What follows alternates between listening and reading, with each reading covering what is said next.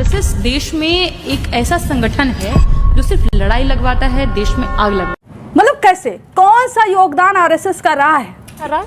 RSS को बदनाम करो, जो खुद बदनाम हो उसे कोई क्या बदनाम करे। दोस्तों बहुत बहुत स्वागत करता हूं आप सभी का। आप लोग जानते हैं कि इस समय आरएसएस के 100 साल पूरे हो गए हैं और इस समय बीजेपी के तमाम नेता आरएसएस का गुणगान कर रहे हैं, आरएसएस की वर्दी पहनकर सोशल मीडिया में फोटो खिंचा रहे हैं।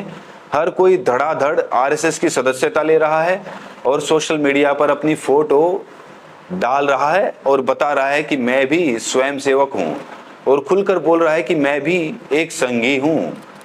जो संविधान लोकतंत्र बचाने की वकालत कर रहे हैं वो लोग आखिर आरएसएस के बारे में क्या सोचते हैं, ये दोस्तों जानना बहुत जरूरी है। साथ ही साथ आरएसएस को लेकर बाबा साहिब भीमराव अंबेडकर जी के क्या विचार थे, ये भी दोस्तों हमें जानना चाहिए, क्योंकि इस समय आरएसएस का महिमा मंडन किया जा रहा है, आरएसएस को क्रांतिकारी बताया जा रहा है, सावरकर को सबसे बड़ा देशभक्त बताया जा रहा है।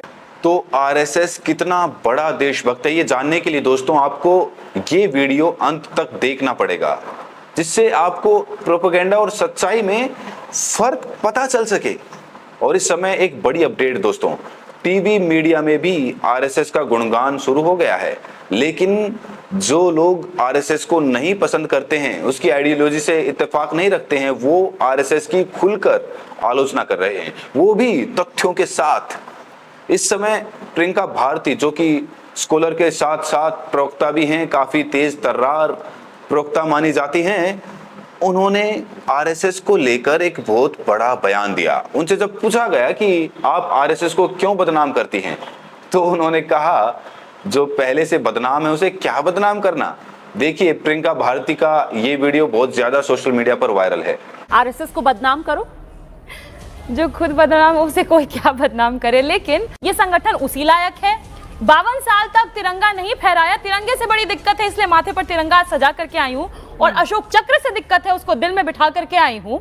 और आप कहते हैं परसेप्शन और झूठे नैरेटिव्स, इसलिए सबूत भी लेकर के आई हूँ। ये है बंच ऑफ थॉट्स की कॉपी, पन्ना नंबर कहिएगा तो पेज नंबर है 188, जहां पर गोलवलकर खुद लिखते हैं कि जो भारत का तिरंगा है वो इमिटेटिंग है, ड्रिफ्टिंग है, मतलब हमने कॉपी किया है, उसमें हमारा कुछ नहीं है। आगे जाकर के लिखते हैं संविधान के बारे में कि संविधान में भी हमारा कुछ नहीं है, सिर्फ कॉपी किया गया है अलग अलग देशों से। फिर इनके एक और सह संघ चालक जो कि के सुदर्शन है, वो भी आगे जाकर के कहते हैं कि संविधान में हमारा कुछ नहीं है, हम इसको नहीं मानते। और फिर जाकर के अटल बिहारी वाजपेयी संविधान समीक्षा का एक आयोग ही बना देते हैं। पर खैर यही नहीं रुकता है, इनको ये क्या कहते हैं, गोलवलकर जी को मोदी जी गुरु मानते हैं और गुरु मानते हुए उनके बुद्ध से तुलना करते हैं अपनी किताब में। और अब सुनिए कि एक सावरकर जिनको खुद प्रेरणा स्रोत मानते हैं मोदी जी, वो बुद्ध के बारे में क्या कहते हैं। वो बुद्ध धर्म के बारे में कहते हैं कि वो अनाचार है। और जिस समय बाबा साहब बौद्ध धर्म को अपना बना रहे थे, उसको अपना रहे थे, उनके बारे में सावरकर समग्रा में सावरकर ने खुद लिखा है, डॉक्टर अंबेडकर नामक व्यक्ति भिक्षु अंबेडकर हो जाए तो किसी हिंदू को सूतक नहीं लगने वाला, गिरगिट जाएगा कहां, मेड़ तक ही। और एक और बात, ये परसेप्शन नहीं है, रियलिटी है, क्योंकि तिरंगा यात्रा भी जब आरएसएस निकालती है बिना तिरंगे के निकालती है, लाठियों के साथ। दोस्तों प्रियंका भारती का एक और वीडियो इस समय वायरल है, जिसमें वो आरएसएस का काला सच बताने की कोशिश कर रही हैं। प्रियंका भारती ने कई सारे दावे आरएसएस को लेकर किए हैं और तथ्यों के साथ, सबूतों के साथ देश को बताने की कोशिश की है कि जो कुछ आरएसएस के बारे में पढ़ाया जा रहा है, जो कुछ बताया जा रहा है, वो सिर्फ मूर्ख बनाने की कोशिशें हैं। आरएसएस वैसा नहीं है जैसा दिखाया जा रहा है, यहाँ कलंक कोटि का साबित करने की कोशिश की जा रही है। देखिए प्रियंका भारती का ये वीडियो दोस्तों इस समय इंटरनेट पर तेजी से वायरल है। आरएसएस देश में एक ऐसा संगठन है जो सिर्फ लड़ाई लगवाता है, देश में आग लगवाता है। इसका कारण बताती हूँ। आप प्यारेलाल जी जो पर्सनल सेक्रेटरी थे गांधी जी के, ने किताब लिखी गांधी द लास्ट फेज। उसमें उन्होंने लिखा कि जिस दिन गांधी जी की हत्या हुई 30 जनवरी को, वो दिन था शुक्रवार, और आरएसएस के कई सारे ऑफिसेज में ये खबर पहुंचाई गई थी कि आप शुक्रवार को रेडियो खोल के बैठिएगा, कुछ अच्छी खबर मिलने वाली है, जिस दिन बापू की हत्या। कई जगह मिठाइयां बटी, ये भी उन्होंने अपनी किताब में लिखा। सिर्फ इतना ही नहीं, आरएसएस से निकला हुआ हर आदमी कैसे, क्योंकि आदमी ही बोलोगे आरएसएस महिलाओं को जगह नहीं देती है, उसमें भी एक जात, उसमें भी एक गोत्र, मतलब कहते हैं ना एक गोत्र का है उस पर कब्जा। डीएन झा की एक किताब है गांधी से शासन, उसमें भी उन्होंने मेंशन किया है कि मैं बार बार बापू का जिक्र इसलिए कर रही हूँ कि ये लोग वो दाग धुलना चाहते हैं।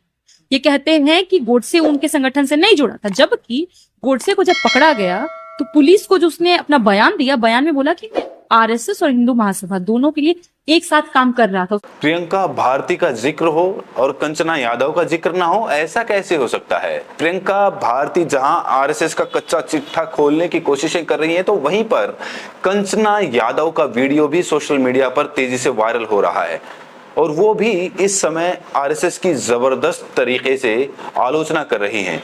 कह रही हैं कि आरएसएस के बारे में झूठी कहानियां गढ़ी जा रही हैं, जो सच है वो नहीं बताया जा रहा है, सिर्फ मनोहर कहानियां सुनाई जा रही हैं। देखिए, 11 साल तक इन्होंने संघ पे कुछ नहीं बोला। संघ की 11 साल से तो सबसे बड़ा एनजीओ तारीफ तो लाल किले से किए नहीं, और 11वें साल बाद अचानक से संघ की तारीफ करते हैं। और उसके बाद ही संघ प्रमुख से आता है, ना मैं 75 साल में रिटायर होऊंगा, ना मैं किसी को रिटायर होने को कहूँगा। तो इसका मतलब कुर्सी बचाने का खेल चल रहा था, ये तो साफ दिख गया ना।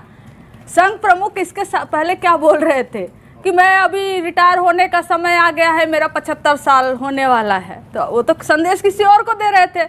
लेकिन जब इन्होंने संघ की तारीफ की तो वह संघ प्रमुख पलट गए, कह रहे ना मैं रिटायर होऊंगा, ना मैं रिटायर किसी को कहूँगा, ना मैं खाऊंगा, ना मैं खाने दूंगा। ये जो बीजेपी और आरएसएस का चलता रहता ना पावर गेम, ये एक कारण है। दूसरा, वो आपत्तिजनक था।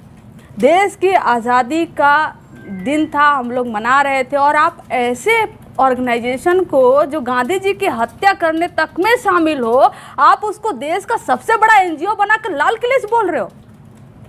मतलब कैसे, कौन सा योगदान आरएसएस का रहा है? तो दोस्तों, इन दोनों के बयान आपने ध्यान से सुन लिए। मैं आपको अंबेडकर जी के विचार भी दिखाऊंगा, लेकिन इस समय अशोक कुमार पांडे जी का एक ट्वीट बड़ा वायरल हो रहा है। इन्होंने लिखा है, क्या आरएसएस राष्ट्रभक्त है?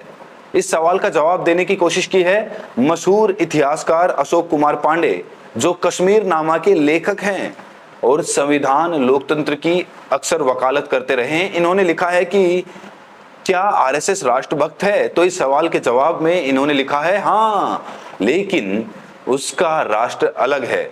उसका राष्ट्र, हमारा वो भारत नहीं जो 15 अगस्त 1947 को आजाद हुआ, जिसने एक सर्वसमावेशी संविधान द्वारा चलन तैयार किया।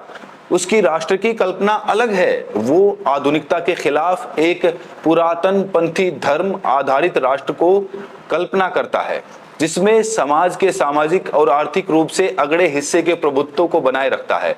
उसमें गरीबों, दलितों, पिछड़ों, आदिवासियों और उत्पीड़ित राष्ट्रीयताओं के प्रति सहानुभूति और समानुभूति के लिए कोई भी जगह नहीं है। अशोक कुमार पांडे जी आगे लिखते हैं, आरएसएस ने 20वीं सदी के हिटलर जैसे तानाशाहों से सीखा कि हथियार बंद विद्रोह बहुत मुश्किल है भारत जैसे विराट और विविध देश में, जबकि लोकतांत्रिक व्यवस्था के भीतर के लूप होल्स और सत्तालोलुप विचारधाराहीन नेताओं के सहारे ये आसानी से हो सकता है। यही राह उसने अपनाई। उन्होंने लिखा कि इसीलिए समानता बंधुत्व की बातें करने वाला हर विचार उसका शत्रु है। इसीलिए लोकतंत्र उसके लिए अंतिम उद्देश्य नहीं, बल्कि अपने विकृत उद्देश्य की राह की एक असुविधाजनक गली है। उन्होंने लिखा, फिलहाल वो सफल होकर भी असफल हैं। देश को अपने अनुरूप बदलने की कोशिश में उसे भी बदलना पड़ा है, लेकिन अपने अंतरतम में वो वही है, पुरातनपंथी धार्मिक राष्ट्र का स्वप्न देखने वाला अलोकतांत्रिक संगठन। यहाँ पर गौर किया आपने, अशोक कुमार पांडे जी ने आरएसएस को अलोकतांत्रिक संगठन कहा है। क्यों? क्योंकि जो आरएसएस के चीफ बनते हैं वो पर्ची से बनते हैं। जब आरएसएस का गठन 1925 में हुआ तो 1940 तक हिट गवार इसके प्रमुख रहे। उसके बाद हेडगवार ने एक पत्र लिखा और उसमें गोलवलकर का नाम था। गोलवलकर 1940 से 1973 तक आरएसएस के चीफ रहे और आज के जो मोहन भागवत है, ना जाने कब से वो आरएसएस की गद्दी पर बैठे हैं। और बड़ी बात ये कि जो भी आरएसएस का चीफ होता है वो चित्पावन ब्राह्मण होता है। SC ST OBC का व्यक्ति अभी इस गद्दी पर नहीं बैठ पाया है। इस बीच अंबेडकर जी का एक विचार सोशल मीडिया पर काफी ज्यादा वायरल है। लोग इसे शेयर कर रहे हैं और बता रहे हैं कि अंबेडकर जी ने आरएसएस को जहरीला सांप बताया है। ये द प्रिंट का एक लेख है दोस्तों, मैं आपको दिखाना चाहता हूं। इसके कुछ अंश आपको पढ़ के बताना भी चाहता हूं। यहाँ लिखा है कि 7 सितंबर 1949 को गोलवलकर गुरुजी ने दिल्ली में कानून मंत्री अंबेडकर से मुलाकात की। उन्होंने मराठों पर लगाम लगाने के लिए अंबेडकर से मदद मांगी। अंबेडकर ने उस समय कहा था, आरएसएस एक जहरीला सांप है। आरएसएस पेशवा शासन का सपना देख रहा है। आपके साथ रहना संभव नहीं है। मैं आपका समर्थन नहीं कर सकता। तो यहाँ पर आप अंबेडकर जी के विचार भी देख सकते हैं। जब आरएसएस ने उनसे मदद मांगी तो अंबेडकर जी ने साफ तौर से कहा कि मैं आरएसएस का समर्थन नहीं कर सकता। तो दोस्तों, आपने इतने सारे स्कॉलर्स के विचार सुने और दूसरी तरफ सत्ताधारी पार्टी के नेताओं के विचार, तो आरएसएस को राष्ट्रभक्त देशभक्त बता रहे हैं, लेकिन दूसरी तरफ जो सेकुलर विचारधारा है वो किस तरीके से आरएसएस के बारे में सोचती है। दोस्तों, ये वीडियो आपने देखा, आपने प्रियंका भारती जी का बयान सुना, आपने कंचना यादव का बयान सुना, अशोक कुमार पांडे जी का लेख देखा आपने कि आरएसएस कितना बड़ा राष्ट्रभक्त है, आपने अंबेडकर जी के विचार भी सुने। आप लोग बताइए, आरएसएस क्या सचमुच देशभक्त है? क्या आपको आरएसएस की विचारधारा अच्छी लगती है? आरएसएस ने देश के लिए कौन सा सबसे बड़ा योगदान दिया? आप लोग भी अपनी राय जरूर दीजिए। बहुत बहुत शुक्रिया।